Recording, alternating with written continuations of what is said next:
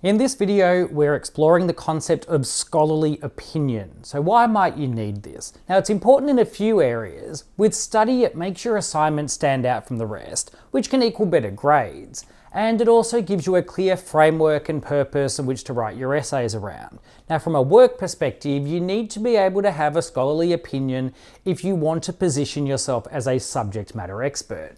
So someone will ask for your advice or thoughts on a topic at some point, and knowing how to formulate a scholarly opinion will help you stand out and add value.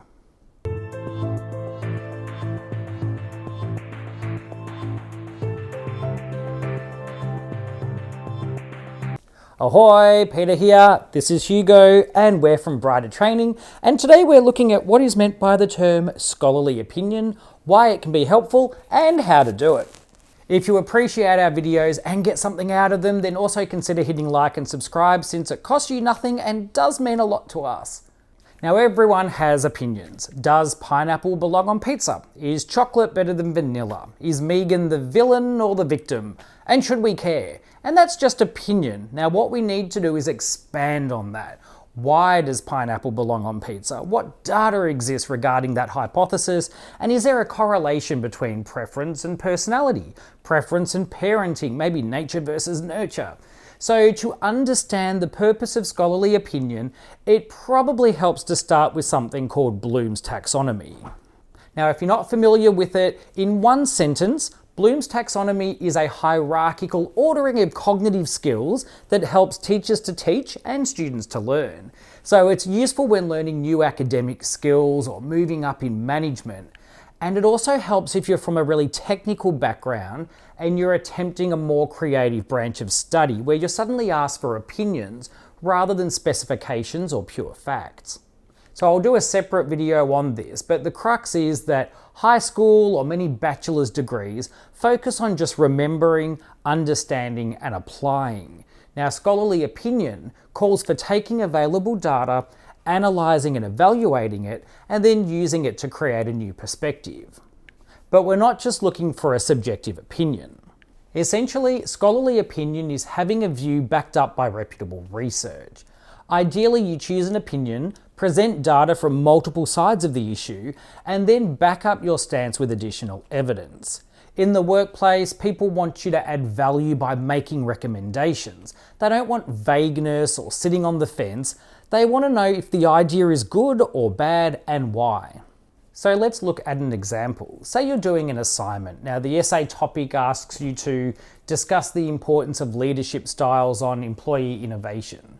So you write, the purpose of this report is to explore the importance of leadership styles on employee innovation. Now, in theory, you're heading for a pass or a credit if it's well written. Now, not that you can't get a better grade, but if you give them exactly what they ask for, you'll likely get feedback regarding scholarly opinion. Now, if you get off the fence and you pick a side, you're more likely to get a better grade. So in our example, you might write something like, the purpose of this report is to demonstrate how leadership styles directly influence employee innovation. If you pick a side and commit to an original hypothesis, then you're aiming for higher grades or aiming for a spectacular crash, but there's no reward without risk. So some other examples might be, the purpose of this report is to demonstrate that modern employees are entitled princesses that put unrealistic expectations and blame on leaders to cover up their complete incompetence. Or the report aims to show that innovation is a unique creative process relating to neurological safety, which managers have no direct control over. Or even this report aims to support or show that leadership styles impact employee innovation by creating a psychologically safe environment in which to experiment and safely make mistakes. And to really take it to that next level, you choose a stance and you explore both sides. So John Brown, 2003, says that leadership styles are a myth and mean nothing. Conversely, Mary Jones, 2019, shows that different leadership styles evoke feelings or different feelings in people. This report agrees with Mary that leadership styles matter for innovation, which is further supported by Jenny Smith, 2021. Now, I'm massively generalizing here since the quality of writing, your formatting, your structure, the background can all contribute to raising your grade. Sometimes you can write a total disaster of a report, but reference and format it well and still get a good score since those elements are sometimes weighted higher. However, if you answer the question and reference it, expect maybe a pass or a credit. If you choose a side and reference it, then that's a bit better. If you propose your own explanation or theory and then reference that, that's better still. And if you explore both sides of the argument and then justify your opinion with research, then this is scholarly opinion. And the more interesting you can make that opinion, then the better it is. Now, does that make sense? Feel free to add your thoughts, ideas, or your own scholarly opinion on this topic in the comments for us to explore as a community. But a few final tips to consider. Coming up with a scholarly opinion can be challenging, but we all have opinions. Just don't second guess it. Be creative, have fun with the topic, but come up with something before starting your essay, since it will serve as a framework or a guide for the structure, and it will stop you going off on tangents. Now, you can ask some questions. It can help to take your topic and ask questions to really pick it apart. So what do I think the key take-home point is with this topic? If I had to choose just one cause for this event, what would it be? You could ask, what single thing do I think needs to change in order to improve this situation? Or how would I argue the most common belief or opinion that's out there on this topic? We can look at what biases might influence popular opinion, or ask what other factors contribute to the topic and how can I focus on them instead of the most common ideas. And then we can also look at things like what are the practical implications of the topic.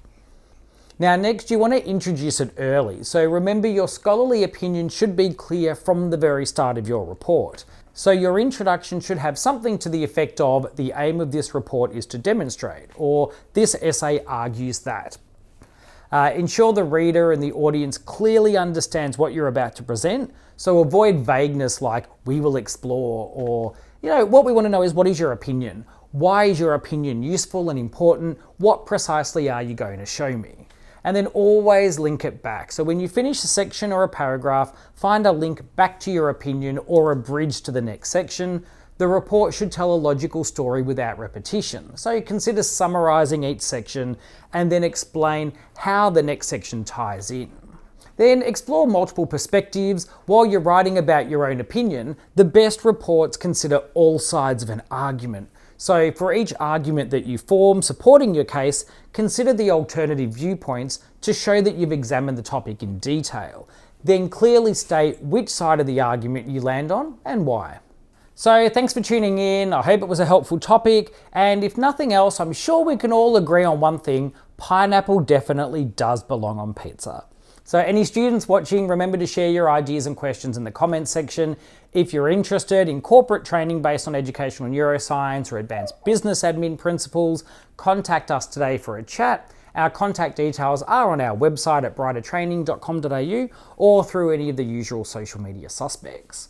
So thanks for your time, good luck with your training or your studies in the future, and we'll see you next time.